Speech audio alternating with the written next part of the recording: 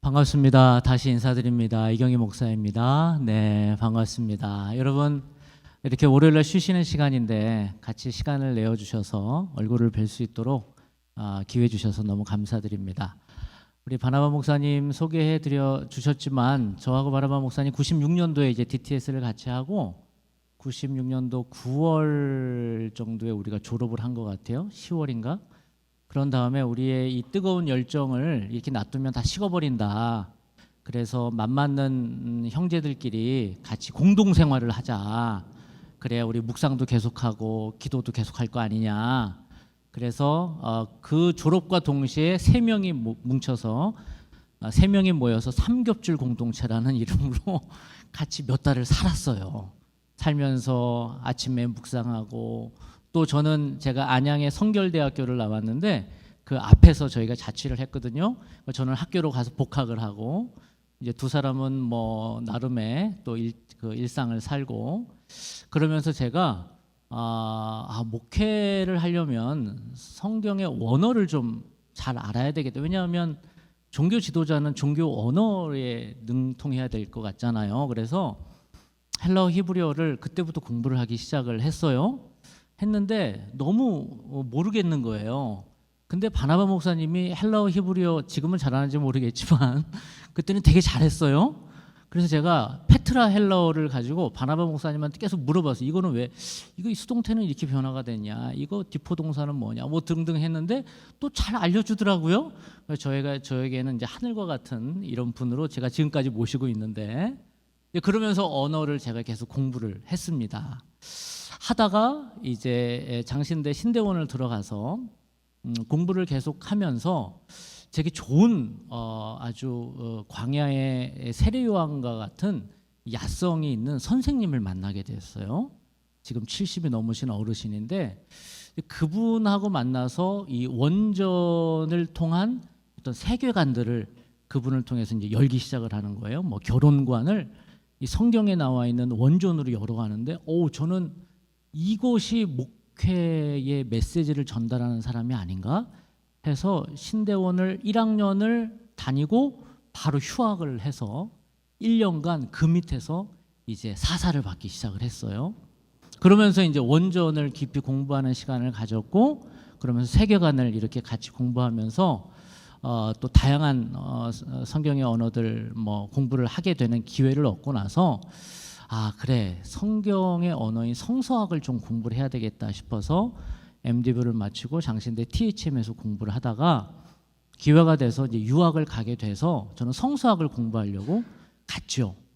갔는데 워낙 거기서 이제 뭐 성경의 언어를 바삭하게 공부를 하다 보니까 선생님 앞에 가서 뭐 예를 들면 히브리어 약동사를 뭐 다 파싱을 하고 뭐 쿵캄 콩캄 콩캄 뭐 이거 다 약동사를 다 외워버리고 하니까 선생님이 너는 더 이상 히브리어를 배울 필요가 없다 그러면서 고민을 하다가 저도 이 언어의 한계가 오고 점 하나 점 두 개를 막 그 구조적으로 신텍스절로 찾아가는 게 그렇게 큰 의미를 못 찾고 있던 차에 저는 그냥 디민으로 바꿔서 목회를 이렇게 하려고 했는데 마침 GTU라는 학교에 이 성경의 성서학을 가지고 영성을 접근하는 그러한 공부 방법론이 있더라고요.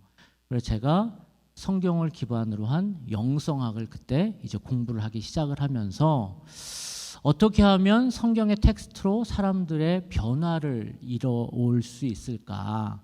그게 아까도 잠깐 말씀하셨듯이 이제 해석학을 여러 번 한번 다루셨다고 하는데 그게 이제 해석학적 접근이겠죠.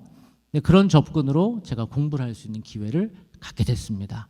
그래서 제 논문은 두 가지 방법론을 제가 가지고 왔는데 하나는 뉴 크리티시즘이라고 해서 이제 문학적 해석 방법론이 하나가 있고 또 하나는 지금 여기 화면에 나와 있는 것처럼 르네 지라르의 이론을 가지고 제가 성경의 두 패시지를 해석을 한 거예요.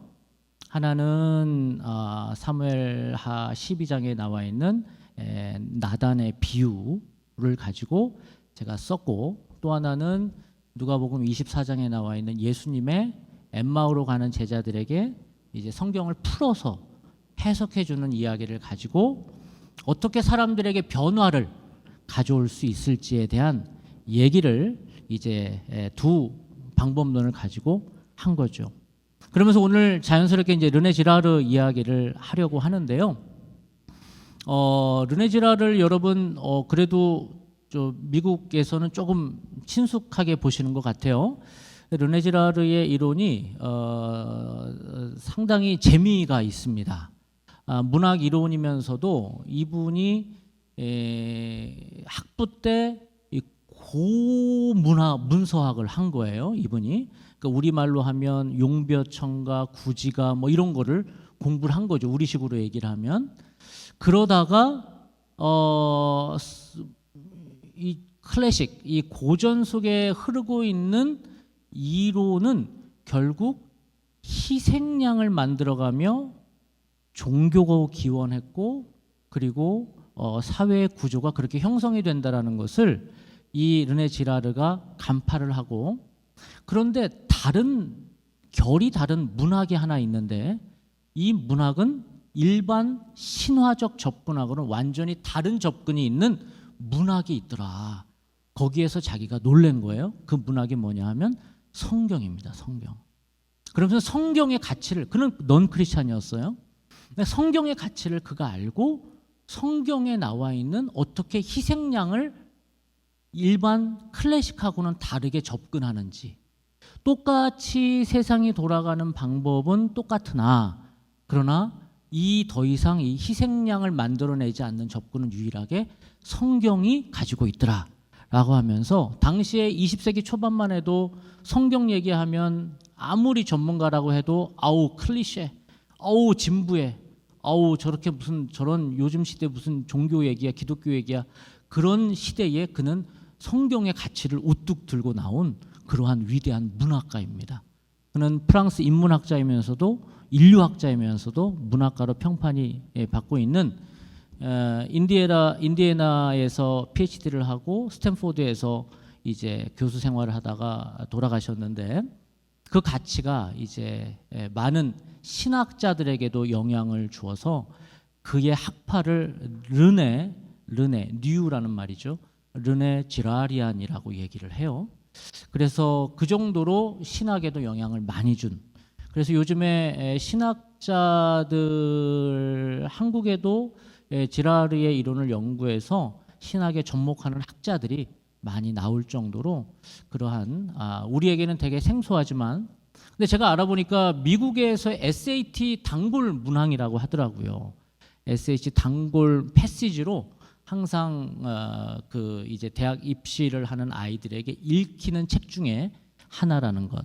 폭력과 성스러움이라든가, 그리고 희생양이라는 책이라든가, 소설적 진실과 뭐 낭만적 뭐 거짓인가 뭐 그런 책도 있고요. 뭐 그런 여러 책들을 그가 이제 쓰면서 많이 대중에 알려졌습니다. 그래서 오늘은 짧은 시간이지만 그런 얘기들을 쭉 해보려고 합니다.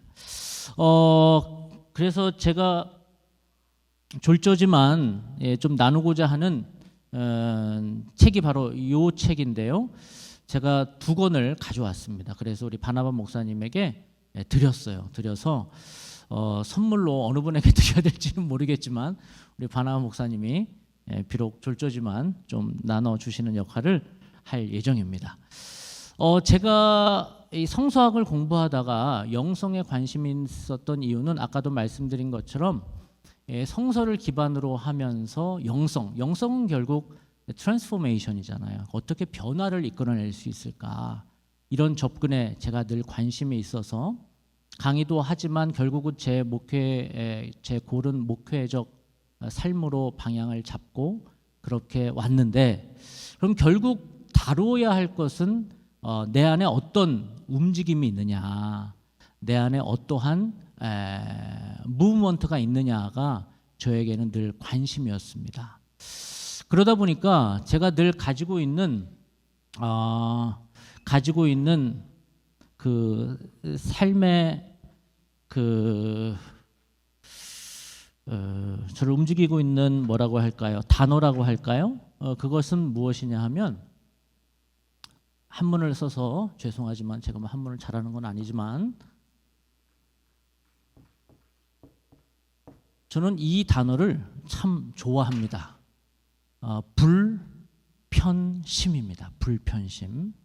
근데 재밌는 게 이 불편심 하면 우리가 먼저 익숙한 편자가 하나 있어요. 그 편자는 뭐냐 하면 이 편자예요. 이 편자는 편안할 편자입니다. 보통 우리가 불편하다 그러면 이 불편을 써요. 불편, uncomfortable이라는 뜻이죠. 보통 우리는 아우 불편해, it's uncomfortable, 아우 불편해. 보통 이렇게 얘기를 하는데 제가 주목하고 싶은 단어는 이 불편이 아니라 이 불편입니다. 이 불편. 그럼 불편하다의 불편이 아니고 이 불편이 뭐냐 하면 치우칠 편자입니다. 치우칠 편자. 목회를 하면서 저를 또 돌아보면서 늘 제가 지금도 오늘 아침에도 기도하고 나오면서 하나님 앞에 체크업하는 게 뭐냐 하면 저는 어디에 좀 치우쳐 있는가? 편심이 내 안에 뭐가 있는가? 이런 거에 저는 늘 스스로를 좀 체크해 보고 있습니다. 우리는 상당히 치우치기 쉽다라는 거죠. 누가 나를 칭찬해 주지 않나? 이쪽으로 가면 좀 편안한가? 이런 사람들의 앞에 가면 내가 인정받을 수 있을까? 이렇게 하면 내가 좀 쉽게 갈 수 있지 않을까? 이런 전화번호를 가지고 있으면 내가 좀 안정감이 있지 않나? 이게 치우치는 모습들이 우리 안에 많다는 거예요. 저는 그 신영복 교수가 쓴 책 중에 이 단어가 참 울림이 있었는데 우리 인생은 나침반과 같다라는 얘기를 하더라고요. 나침반과 같다. 이게 무슨 얘기냐? 늘 이렇게 흔들린다는 거예요. 흔들린다는 거예요. 근데 흔들리는데 방향 없이 막 흔들리는 게 아니라 우리는 고맙게 나침반과 같이 어디를 향해 늘 흔들려요? N극을 향해서 흔들린다는 거예요. 근데 저는 거기서 좀 더 나가가지고 이제 우리 영성적으로 신앙적으로 얘기를 할 때 이런 얘기를 해요. N극을 향해서 늘 나침반이 흔들리지만 저는 그 흔들리는 제 모습이 너무 힘들더라고요. 왜 이렇게 늘 흔들릴까? 흔들리지 않고 좀 살 수는 없을까? 우리도 다 마찬가지잖아요. 어디로 가야 할지는 다 알잖아요. 늘 흔들리는 내 모습이 너무 제 스스로가 싫더라고요.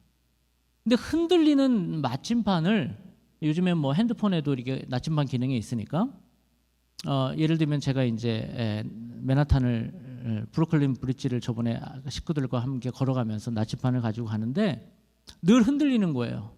가는 방향을 정확히 얘기를 하죠. 흔들리는 거예요.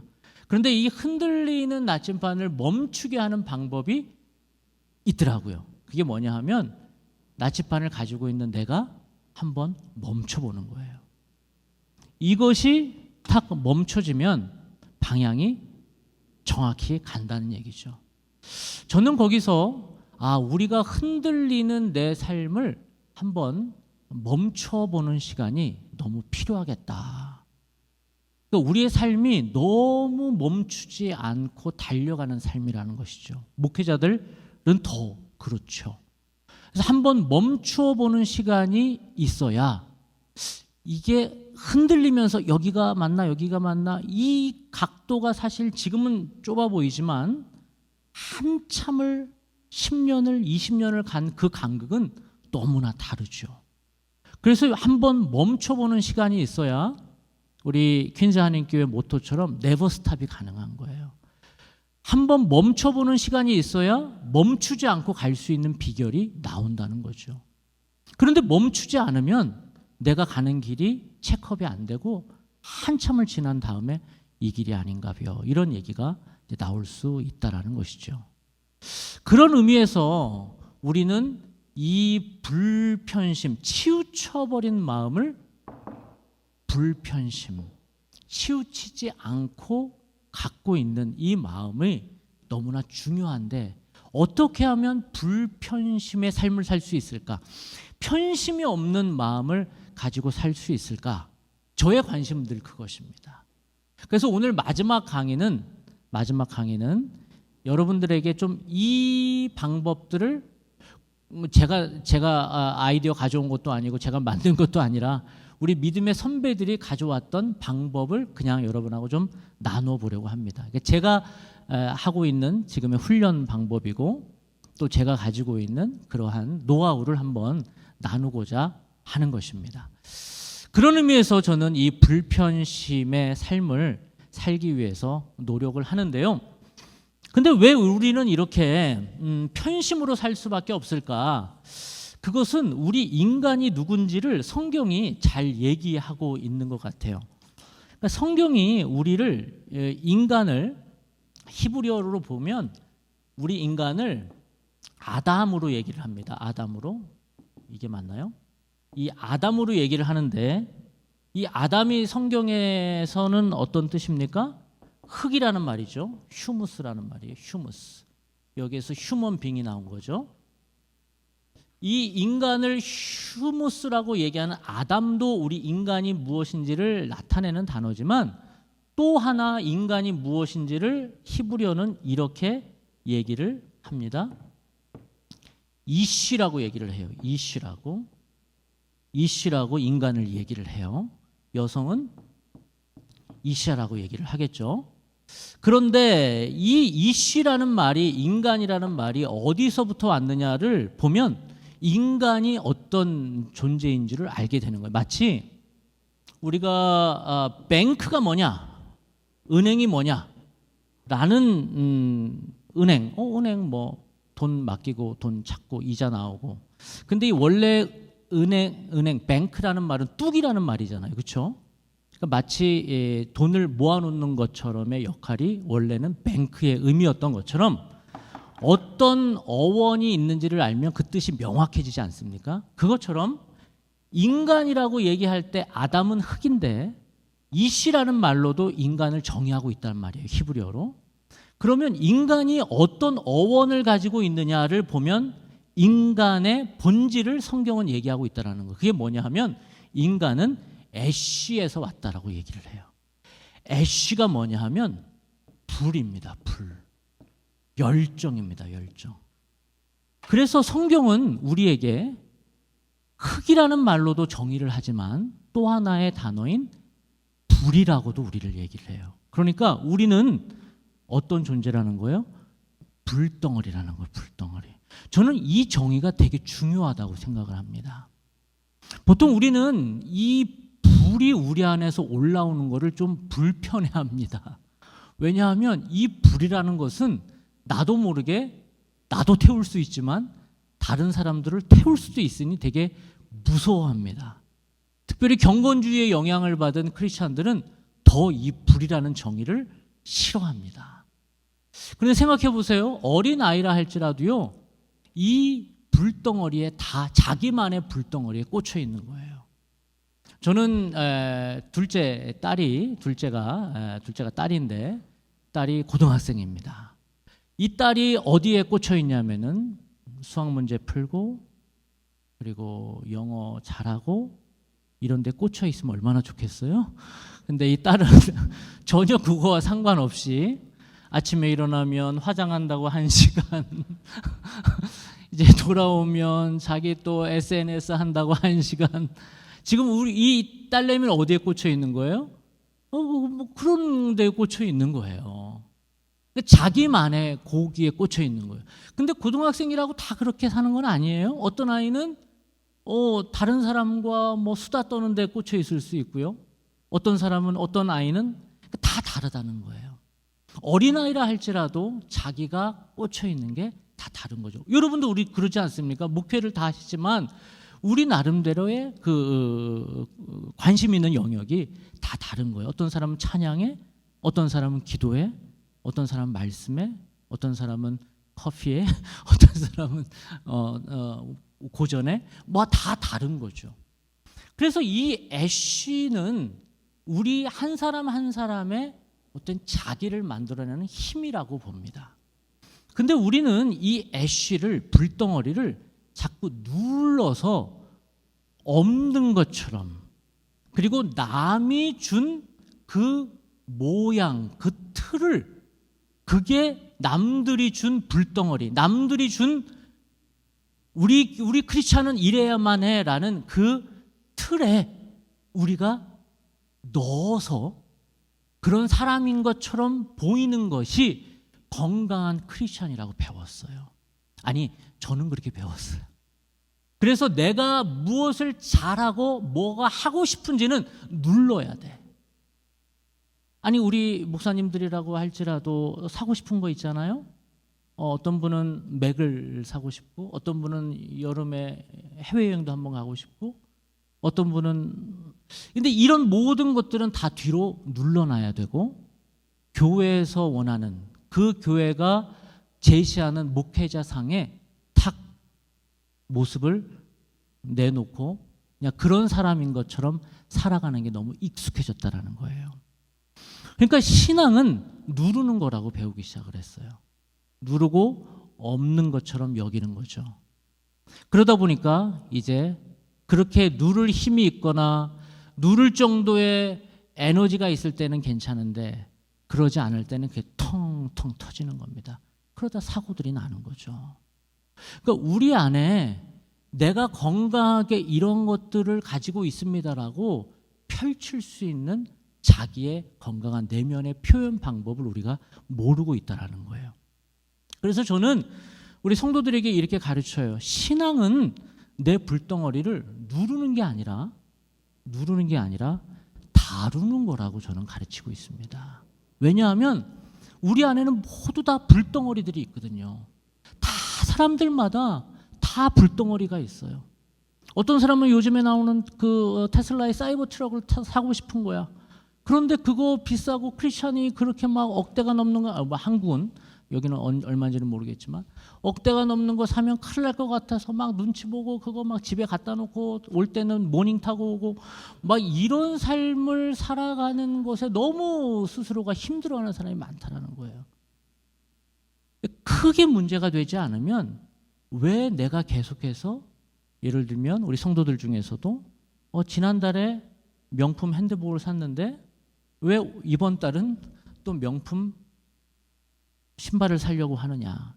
그걸 스스로 다루어 볼 수 있는 그러한 신앙이 건강한 것이지 그걸 누른다고 해서 건강한 게 아니라는 거예요. 근데 문제는 이렇게 내가 뭘 원하는지 이 애쉬 불덩어리를 찾지를 못하면 어떤 이상한 현상이 일어나냐면은 다른 사람 거를 쫓아서 살아가는 삶이 돼요. 내가 뭘 원하는지를 몰라. 어렸을 때는 부모가 넣어준 너는 이거 해야 돼.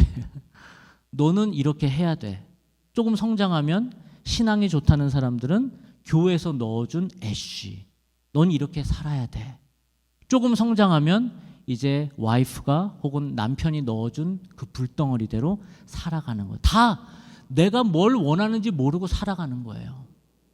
그러다 보니까 달과 식스펜스에 나오는 고갱처럼 영국의 증권사에 멀쩡히 다니다가 자기 안에 애쉬는 뭐예요? 이제를 놓고 그림을 그리는 게 너무 자기에게는 멋진 삶이라고 늘 갖고 있는데 그게 눌려 있었던 거예요. 그러다 보니까 나중에 다 가족도 내팽개치고 목마르던 언덕에서 그림을 그리는 고갱의 모습을 그 소설은 얘기하고 있잖아요. 그런 삶을 살아가는 거예요. 내가 누군지를 모르니까 남이 넣어준 거를 보다가 결국 그렇게 남이 넣어준 거를 쫓아서 살아가는 거죠. 그래서 내가 무엇을 좋아하는지 이 불덩어리를 다루지 못하면 남이 넣어주는 거. 30대는 이렇게 살아야 돼. 40대는 이렇게 살아야 돼. 교회 목회는 이렇게 해야 돼. 내 고유한 색깔과 목소리는 다 버리고 남들이 제시하는 것을 따라가는 거예요. 그거를 간파한 이가 르네 지라르였어요. 르네 지라르는 그래서 우리 안에는 다 갈망이 있다. 롱잉이 있다. 디자이어가 있다. 그런데 그거를 찾지를 않으면 남의 거를 모방할 뿐이다라는 얘기를 해요. 그러면서 그가 가지고 온 유명한 테크니컬 텀이 모방 욕망입니다. 미메릭 디자이어예요. 그러니까 내가 뭘 해야 될지를 모르니까 누구 거를? 남의 거를 찾아가는 거예요. 내 차는 멀쩡해. 바꿀 필요도 없어. 근데 갑자기 동료가 멋진 차를 쫙 끌고 와. 그럼 갑자기 그 다음부터는 몇 달 후에는 나는 뭐를 사야 돼? 그 차를 사야 돼. 우리 집은 아주 살기 편하고 좋아. 그런데 갑자기 내 친구가 예를 들면 어디 좋은 곳에 몇 평짜리 하우스를 샀어. 그러면 내 모든 관심은 거기에 가 있는 거예요. 우리 자식 멀쩡하죠? 제 딸 얼마나 건강해요? 아침에 일어나서 1시간씩 화장하고 저녁에 SNS 정리하냐고 1시간 시간 보내고 얼마나 건강해요? 근데 내 딸내미의 친구는 별로 의미가 없지. 내 친구의 딸내미는 갑자기 요번에 좋은 대학에 들어갔어. 그 다음부터는 내 딸내미가 어떻게 보여요? 저거 한심하고 바보 같고. 결국 이게 모방 욕망이라는 거예요. 그렇게 이쁜 딸내미가 갑자기 한심한 애로 보이는 거예요. 왜요? 내가 뭘 좋아하는지를 모르니까 남의 거를 보고 따라하는 거예요. 그러면서 유행 혹은 브랜드에 누구를 쓰는 게 관건이에요? 핫한 모델을 갖다 써야 돼요. 제니가 나와야 돼. 또 박보검이 나와야 돼.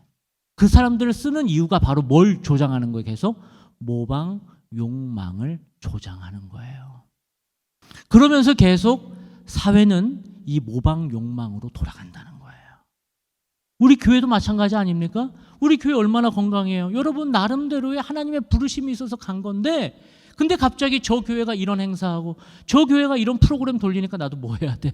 그 프로그램 잡아야 돼. 그 프로그램 돌려야 돼. 그러니 너무나 다 허덕거리는 거예요. 다 허덕거리며 급급하게 살아간다는 겁니다. 그래서 이 모방 욕망을 얘기한 르네 지라르의 얘기는 아주, 물론 이렇게 쭉 르네 지라르가 얘기한 건 아니지만 제가 이해한 르네 지라르의 이론을 영성적으로 한번 지금 풀어서 얘기를 한 겁니다. 그때 결국 내가 내 불덩어리를 알지를 못하니 예, 알겠습니다. 알지를 못하니 계속 남의 것을 모방하게 된다. 그런 얘기를 하게 된다는 겁니다. 그러면서 그는 이제 유인물을 한번 보십시다. 1번 첫 페이지는 쭉 지금 한 것 같아요. 그러면서 이제 르네 지라르의 이론을 그가 내 이론은 몇 개다라고 정리한 것은 아닙니다. 그러니까 쭉 나와 있는 거를 이제 제가 7개로 정리를 했는데 그냥 쉽게 저는 3가지로 한번 정리하고 싶어요. 이 3가지 정리를 먼저 하시고 그 다음에 7개의 정리를 여러분과 함께 할 수 있으면 좋고 안 되면 그냥 유인물을 관심 있는 분들은 읽어보셔도 좋을 것 같습니다. 그래서 첫 번째가 무엇이냐 하면 그의 이론 첫 번째는 욕망은 뭐다? 모방적이다라는 겁니다. 우리가 얘기했죠, 그렇죠? 그래서 이거를 mimetic desire라고 얘기를 합니다. 욕망은 모방적이다, 그렇죠? 여기까지는 우리가 어느 정도 수긍할 수 있을 것 같아요. 그런데 이따가도 이제 제가 강의 한 5분 후에 한 10분 정도 하고 나서 한 매 클래스마다 시간마다 질의응답을 좀 받을 건데요. 이런 강의를 하면 보통 분들이 그런 얘기를 합니다. 아니 우리의 욕망이 다 모방적인가요? 그러지 않지 않나요? 맞습니다. 우리의 욕망이 어떻게 다 모방적입니까? 자발적으로 나올 수 있고 아까 말씀드린 것처럼 우리 안에 다 불덩어리가 있으니까 자연적으로 혹은 프로이드가 얘기한 것처럼 그렇죠? 어렸을 때부터 무의식적으로 일어날 수도 있죠. 항상 100%가 이렇게 간다라는 얘기는 한 거는 아닙니다. 그러나 대부분 우리 안에 일어나는 것은 이렇게 모방적이다라는 얘기를 그는 하고 있습니다. 두 번째에 그가 하고 있는 얘기는요. 그러다 보니까 이 모방적인 이 관계를 보통 이렇게 삼각형으로 얘기합니다. 그래서 모방의 삼각형 이론이라고 얘기를 하는데요. 이런 거죠. 주체가 있습니다. 주체가. 이 주체는 뭐 나라고 얘기를 할 수 있겠죠. self. 나라는 주체가 있는데 내가 갖고 싶은 어떤 대상, object이 있어요. 대상이 있습니다. 예를 들면 이 대상이 뭐라고 할까요? 우린 목회자니까 좀 고상하게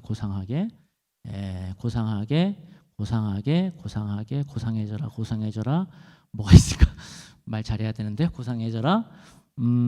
예를 들면 뭐 부흥하는 교회 뭐 이렇게 칩시다. 부흥하는 교회. 부흥이라는 정의는 뭐 다 다르지만 보통 부흥 그러면 그냥 성장으로 우리가 치환해서 얘기를 해봅시다. 성장하는 교회. 저는 늘 이런 거를 사모합니다. 그렇죠? 그런데 제가 퀸즈 한인교회에 방문을 2박 3일 하고 이제 수원으로 제가 돌아갔어요. 그러니까 내 친구 바나바 목사가 너무 잘하는 거예요. 막 성장하고 성도들이 어제도 제가 봤지만 너무 행복해하고 막 사역이 막 일어나고 우리 또 사역팀이 너무 이렇게 유기적으로 끈끈하게 일어나고 보면서 제가 모방을 하는 거예요. 그렇죠? 그러면서 이 부흥하는 교회가 저는 그렇게 큰 관심이 없었지만 나는 성도들이 행복하면 되지 뭐. 그러니까 저의 관심은 뭐예요? 그냥 성도들이 행복하면 되지 뭐 였다가 부흥하는 교회를 제가 보고 왔어요. 어디서? 퀸즈 한인교회에서 봤단 말이에요. 그러니까 이거를 모방하면서 교회는 모름지기 퀸즈 한인교회처럼 돼야 되는 거 아니야? 라고 제가 모방이 된 거예요. 그 욕망이 올라온 거란 얘기죠. 그러면서 나도 이제 가면 부목사님들한테 이제 부목사실도 좀 깨끗하게 바꿔줘야 되겠다. 예를 들면 나도 뭐 좀 이렇게 축구도 해야 되겠다. 예를 들면 이제 이렇게 좀 한 가지씩 모방을 하는 거예요. 그러면서 이제 이러한 것들이 첫 번째 이론이 되는 거예요. 이게 유명한 욕망의 삼각형 이론입니다. 그러니까 내가 가지고 싶은 이 부흥하는 교회는 처음부터 올라오기가 쉽지 않다라는 거예요. 누구 걸 보고? 남의 거를 보고 이제 가져오는 거죠. 사실 이 케이스는 되게 건강한 케이스예요. 보통 이렇게 안 일어나잖아요. 그렇죠? 이렇게는 안 일어나죠. 근데 이렇게 가져왔다고 칩시다. 그러니까 여러분 그 영화 모차르트라는 영화를 꼭 보시기를 바랍니다. 아마 고전이기 때문에 대부분이 보셨겠지만 이 모차르트에 보면 이 주체가 누구냐 하면 살리에르라는 오스트리아 비인의 궁정 악장이에요. 그러니까 이 당대의 이 예술가들은 귀족들의 최고의 전리품들이었잖아요. 귀족들이 뭐가 있어야 되냐면 최고의 예술가를 집집마다 끼고 그들을 후원해 줘야 그게 귀족의 최고의 가치였단 말이에요. 근데 이 모든 작업을 누가 담당했느냐 하면 이 살리에르가 담당을 했던 거예요.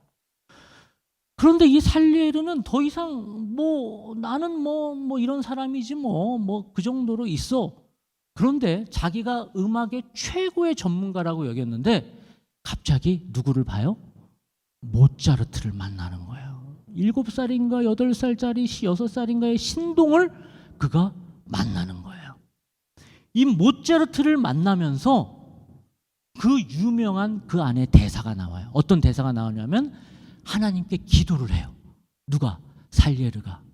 하나님, 나에게도 최고의 음악적 달란트를 주시면, 기프트를 주시면, 은사를 주시면 내가 하나님을 위해서 최고의 음악을 드리겠습니다.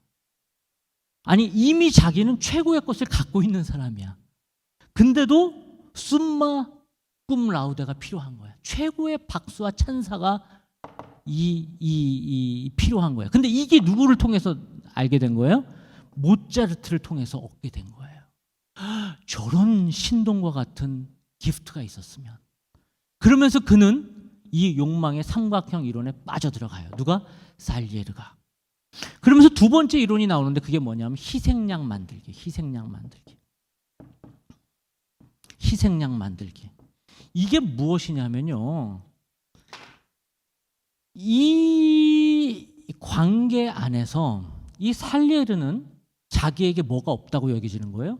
모차르트와 같은 신기가 없다고 본 거예요. 그러면서 그는 계속 모차르트가 누구를 위협해? 자기를 위협한다고 보는 거예요. 그러면서 살리에르는 이 모차르트를 계속 쳐내려고 그러죠. 왜냐하면 이 모차르트가 쳐내줘야 자기의 지위를 위협받지 않는다고 보는 거예요. 이러면서 희생양이 만들어집니다. 그러면서 결국은 이 주체는 모방 욕망으로 자기가 뭘 좋아하는지를 알게 되는데, 근데 만약에 이게 A고 B라고 치면 이 라이벌이 약했을 때는 이 라이벌을 쳐내요. 그러면서 희생양을 만들어요. 이게 첫 번째 원리고요. 두 번째는 이 라이벌이 자기랑 힘이 거의 균등해. 그러니까 남편과 아내가 싸워. 그럼 누가 힘이 세요? 비슷하죠. 아내가 힘이 세나요? 죄송합니다. 네, 정답입니다. 남편과 아내가 싸워요. 그러면 누가 힘이 세요? 아내가 힘이 세지만 균등해요. 그러면 희생양을 누구를 찾아요? 애를 잡는 거예요. 너 공부한 거 가져와봐. 너 엄마가 숙제 낸 거 가져와봐. 갑자기 화살이 누구한테 가요? 애한테 가요. 그래서 엄마하고 아빠하고 싸우면 늘 누가 긴장해요? 애들이 긴장하죠. 야, 문 닫아. 그렇게 긴장하는 거예요. 그러면서 희생양의 두 번째, 약한 고리가 끊어지는 거예요. 이렇게 희생양이 만들어진다는 것을 그가 문학적으로 계속 분석을 해내고 있다는 거예요. 그런데 재밌는 게요, 우리의 삶이 대부분 비슷해요. 담임 목사하고 장로가 싸우면 누가 나가요? 교육 전도사가 나가요. 왜 나가는지 몰라요. 그냥 나가요. 그러니까 이런 원리들이 사회의 모든 분야에 다 영향을 끼치고 있는 거예요. 세 번째, 이제 그의 중요한 이론 세 번째인데 여기까지 하고 좀 쉬겠습니다. 욕망은 모방적인데, 그러면서 욕망의 삼각형 이론이 만들어지는데, 그런데 희생양 만들기를 통해서 이 주체 살리에르는 결국 누구를 죽여요? 영화에서 보면 이 모차르트를 죽입니다. 죽이는지, 근데 영화를 제가 3번 정도 봤는데 죽여요. 분명하게 드러나지는 않지만. 그러면서 그는 거짓 평화를 누려요. 그렇잖아요. 자기를 위협했던 존재가 사라지니까 다시 피스풀이 되죠. 평화를 누려요. 근데 르네 지랄은 이거를 거짓 평화라고 그래요. 마치 사장과 주주가 싸워. 그래가지고 늘 사장이 꼴보기 싫었던 어떤 그 사원을 내보내요. 그러면서 이제 누군가 책임을 졌기 때문에 큰 문제가 없이 그 조직은 굴러가는 것처럼 보여요. 그러나 그것은 거짓 평화라는 거예요. 암적인 그 욕망의 이 희생양 메커니즘은 계속 도사리고 있는 거죠. 마치 엄마하고 아빠가 싸우면서 애를 뭐라고 그랬지만 엄마하고 아빠는 화해를 한 게 아니에요. 그냥 사는 거죠. 그냥 피스풀하게 보이지만 아픔은 남아있는 거죠. 그래서 또 다른 이 희생양 메커니즘이 이어져요. 왜요? 결국은 또 다른 약자를 만들어내고 그 약자를 죽임으로 거짓 평화가 만들어졌으니까. 그런데 그 모든 이런 메커니즘, 여기서 뭐가 나오냐 하면 종교가 나온다고 봐요, 그 사람은. 그런데 종교라는 게 뭐냐? 예를 들면 가뭄이 일어나. 지금 계속해서 이 부족이 어려워. 그러면 가장 약한 반항할 힘이 없는 고아를 잡아서 인신 제사를 바치는 거예요. 그러면서 왜 그 약한 어린아이를 데리고 와서 계속 여기서 가까운 마야 문명도 그렇고 잉카도 그렇고 왜 어린아이들의 유골이 많이 발견이 돼요? 걔네들은 걔를 죽여도 반항할 가족이 없으니까. 그러면서 사회는 마치 우리가 이거를 신께 바쳤으니 우리는 이제 we are safe, 안전하다라는 식으로 돌아간다는 거예요. 그게 바로 희생양 메커니즘이라는 것이죠. 그게 종교의 기원이라고 얘기를 해요. 그러면서 어떻게 한 공동체의 문화는 존속하는지를 뿌리 깊은 이 폭력의 문화를 계속 얘기하고 있어요. 여러분 지금 정치를 이제 대선을 앞두고 있는데 정당도 똑같아요. 계속해서 이 돌아가는 흐름은, 사회를 움직이고 있는 힘은 똑같다는 거예요. 그러면서 르네 지라는 세 번째 얘기를 하기를, 이 모든 것들이 다 문학에서 얘기하는 방법의 끝은 희생양 만들기다. 그러나 겉으로는 피스풀, 평화를 유지하지만 평화롭지 않다. 그러나 오직 but the Bible, 오직 성경만이 이 희생양 메커니즘을 끊어버린다라는 얘기를 해요. 예를 들면 로마의 창시자인 로물루스와 레무스, 이 두 형제 중에 형이 동생을 쳐 죽이며 로마를 세웁니다. 그리고 나서 동생의 목소리는 묻혀버립니다. 이게 세상을 만든 팍스 로마나의 기원이라고 얘기를 해요.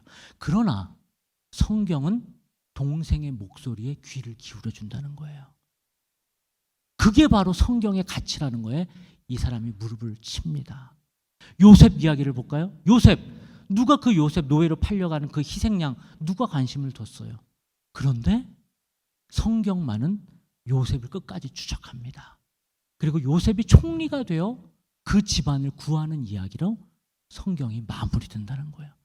그래서 이 르네지라는 여기에 천착을 한 모든 문학, 죄송합니다. 뭐 아카데미컬 용어는 아니죠. 대부분의 문학은 여기에서 끝나는데, 야, 어떻게 성경은 여기를 뛰어넘는 방법을 제시하냐라고 하며 성경의 가치를 그가 끌고 나오는 거예요. 그러면서 어떻게 성경은 계속해서 이 희생양 메커니즘을 세상에 드러내는지, 고발하는지, 그 완성이 예수님의 십자가라고 얘기를 해요. 그러면서 예수님의 십자가를 봐라.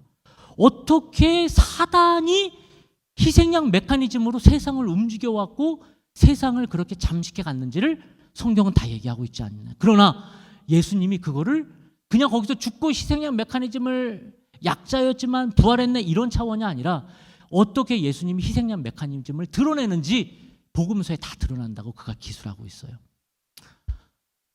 특별히 그의 제자가 쓴 갑자기 생각이 안 나네. 그 책에 보면 그거 정말 여러분 추천해 드리는데요. 사단이 르네 지라르가 쓴 책인데요. 폭력과 성스러움이라든가 희생양 이런 거는 되게 어렵거든요. 왜냐면 구지가 같은 거 막 설명하니까. 그리고 막 우리가 잘 모르는 보바리 부인 이런 거 우리가 읽었지만 잘 모르잖아요. 우리가 그 문화권이 아니니까. 근데 성경을 가지고 이거를 풀어내는 책 중에 하나가 사단은 마침내 하늘에서 떨어지는 것을 본다. 정확한 제가 제목은 모르겠는데요. 이야, 감사합니다. 사단이 번개처럼 떨어지는 것을 본다. 그 책 꼭 추천합니다. 그거는 한번 읽어보시면 여러분 성경의 전문가들이시기 때문에 잘 읽어 내려가실 수 있어요. 그리고 또 한 권의 책은 그의 슈바거라는 사람의 책인데 슈바거 플레임 모르겠다. 그 사람이 쓴 희생양이라는 책이 있을 거예요. 그 책도 역시 성경을 가지고 계속 자증해가는 책이기 때문에 쉽게 따라가실 수 있습니다. 그 두 권만 읽으시면 지라르가 이런 얘기를 했고 이거를 우리가 성경에 가지고 끌어쓸 수 있구나. 그러면 여러분 설교를 듣는 성도들 되게 행복해할 겁니다. 특별히 문학적으로 조예가 있는 분들이 계시면 우리 목사님이 이런 거에도 관심이 있으시구나 되게 좋아하실 것 같아요. 요는 But the Bible says it differently. 성경은 다르게 얘기하고 있다는 얘기예요. 여기에서 지라르가 무릎을 치고 이제 그의 작품들을 써내려가기 시작을 하죠.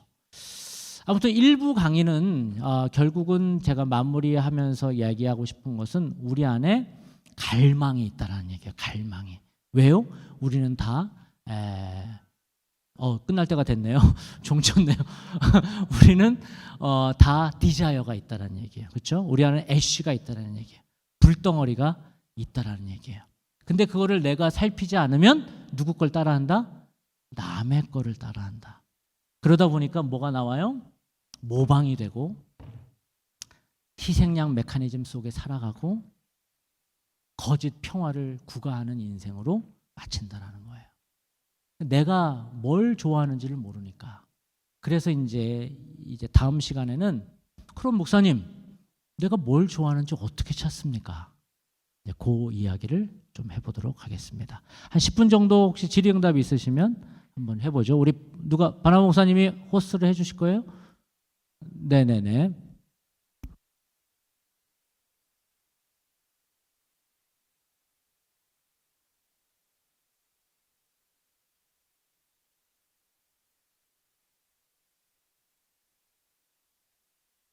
예, 혹시 근데 처음에 질문을 누군가 끊어주면 이제 다 편하게 나오는데 이거 딱 처음을 끊기가 쉽지는 않습니다.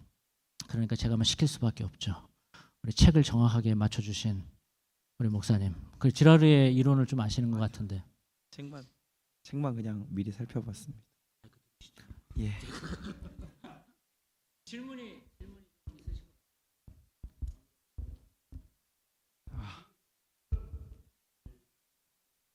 마이크는 드릴게요. 네. 저는 이 불덩어리 인간 관련돼서 이 가치 중립적인 의미로 이제 설명이 돼 있다고 설명을 적어주셨는데, 그러면 이 열망이 혹시 다른 이들에게도 이렇게 그러니까 연결이 되고 그 열망을 좀 이렇게 다른 사람에게도 이렇게 영향력을 끼칠 수 있는 범위까지 가는 어떤 존재로 불덩어리 인간을 이해해도 되는지, 그게 좀 궁금합니다. 네, 아주 중요한 질문이죠. 그러니까 우리 안에 불덩어리가 있는데 이건 건강한 불이죠. 갈망, 디자이어는. 이게 이제 결핍이 있다고 생각해서 더 가지려면 욕망이 되는 거예요. 이게 사전적인 의미인데, 갈망은 열망은 중립적인 의미고 죄가 아니죠. 그러니까 내가 이번에 좀 이렇게 브레인이 워킹을 안 하죠. 뭐 좋아서 뭘 사고 싶어. 그 마음 자체는 죄가 아니잖아요. 그런데 갑자기 이 사고 싶은 마음이 내가 저게 있어야만 내가 된 것 같아. 혹은 저게 있어야만 내가 더 멋있어 보여라는 생각으로 뭔가 뭐 bigger 혹은 뭐 getting 뭐 something more 하는 순간 그 욕망이 되잖아요. 부족함, 결핍이 있다는 생각으로 더 가지려는 거는 이 욕망의 차원인데, 말씀하신 거는 이제 갈망이 얼마나 건강한 거예요, 좋은 거잖아요. 근데 그게 어떻게 하면 전이 될 수 있을까? 그 전이 되는 것이 가능한가? 저는 충분히 가능하다고 보고요. 그런 갈망들을 우리가 추천하는 작업들이 보통 어린 시절에 많이 있죠. 그래서 우리가 어린아이들에게 위인전을 일으켜주는 이유가 이제 그러한 방법 중에 하나이고, 또 우리 사역자들 안에는 그런 힘이 있다라고 저는 봐요. 그러니까 우리 안에 하나님을 향한 갈망이 쫙 스면, 여러분들 이제 목회 현장에서 그렇게 살아가시다 보면 성도들이 따라하게 되잖아요. 그거는 이제 단순히 목회자를 갈망하는 게 아니라 하나님의 갈망이 전이 된다고 보는 것입니다. 되게 건강한 반응이라고 볼 수 있습니다. 감사합니다. 네, 혹시 다른 질문도 있으실까요? 예, 우리 목사님께. 네, 조용하게 감사드리고요. 보통 이제 문학이든지 신학이든지 뭐 어떤 사상이든지, 그러니까 다 대부분 밑에 바탕을 깔고 그 틀에서 이제 올라가잖아요. 근데 이제 지금 얘기하신 르네 지라르의 어떤 이런 관점도 이제 들으면서 이제 많이 공감이 되는 부분들은 있는데, 이제 이분이 보는 관점이 지금 이 욕망에서부터 시작되어져서 이제 가다가 이 문제를 해결하는 게 성령에서 좀 뭔가 해결책이 있었다, 더 뛰어나라는 것을 얘기를 이제 하셨는데, 좀 더 궁금한 거는 이제 그 성경에서 이야기하고 있는, 그러니까 성경에서 말하는 희생양으로서 예수 그리스도 또 아니면 그런 부분들 끝부분에 가서 이제 얘기를 한 건데 그 부분이 아니라 좀 더 성경으로 더 거슬러 올라가서 아담과 하와가 하나님과의 관계 안에 있을 때 하고 또 사단의 유혹으로 인해 죄에 빠졌을 때 그 상황을 이분은 어떻게 해석을 하는지, 그러니까 어떻게 보면은 그 부분이 좀 더 위로 올라가서 기원적인 부분들이 시작점이지 않을까 생각이 들거든요. 그래서 네네네. 단순한 욕망의 부분들이 아니라 또 하나님과의 관계 안에서 인간에게 들어온 여러 가지 많은 그 중에 욕망도 있겠지만 이제 근본적인 부분들을 성경에서 해석하는 부분들을 이분은 이제 캐치를 하고 있는가, 이해를 하고 있는가의 부분도 그래야지만 이제 그게 결론적으로 가서도 일치가 되는데 일상의 세상 속에서의 관점을 문제가 있는데 이것을 그냥 결론에서 성경에서 이게 좋더라라고 하게 되어질 때는 뭐 맞을 수도 있지만 큰 어떤 전혀 다른 관점에서 보는 것에서만 이제 중복되는 점만 얘기하는 것으로 끝날 수도 있기 때문에 그런 부분에서는 좀 궁금증이 있는 것 같습니다. 네, 되게 신선한 접근이시고 되게 중요한 접근을 하신 것 같네요. 그런 문제 의식을 가지고 한번 지라르 책을 읽어보시면 되게 좋을 것 같아요. 제가 뭐 지라르를 그 전체를 전공한 사람은 아니기 때문에 욕망의 문제가 아니라 다른 문제들도 봤을 수도 있을 것 같고요. 그래서 그런 관점으로 문제의식을 가지고 한번 지라르의 성경 해석, 아까 말씀하신 그 사단이 떨어지는 것을 본다라는 책 같은 것도 한번 보시면 되게 인사이트를 많이 얻으실 것 같네요. 제가 알고 있는 또 제가 관심 있게 본 거는 아무래도 이제 욕망의 문제여가지고 제가 다른 부분은 잘 모르겠네요. 진짜 중요한 문제의식인 것 같아요. 예, 감사합니다. 네, 우리 목사님.